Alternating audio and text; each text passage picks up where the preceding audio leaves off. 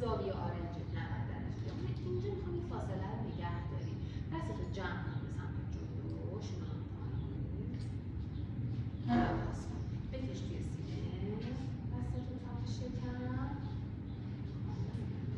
بازو ثابت نگه بیشتر. خوبه، مرسی.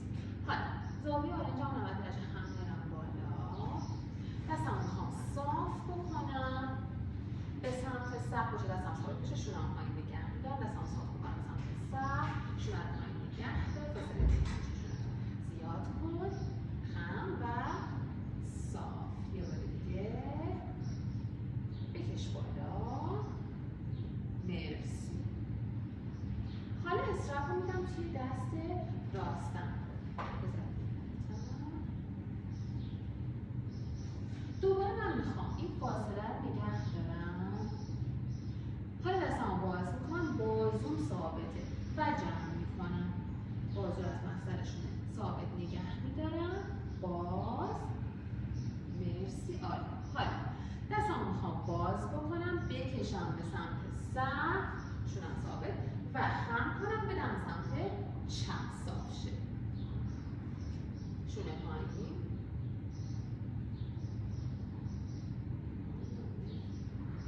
بالا، دست رو صاف کن، بالا، صاف،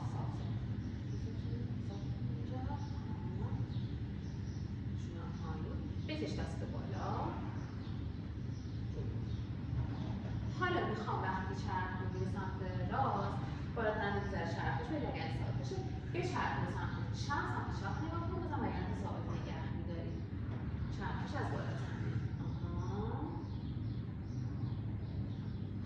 خوب، شونم ثابت باشه، نگه دار. اینم رفتی؟ نیمه‌ایشم رفتی؟ خب حالا دست چپم میذارم روی شوری جلوی استراپ رو میگیرم توی دست راستم، لگنم رو توی خط صاف نگه میدارم،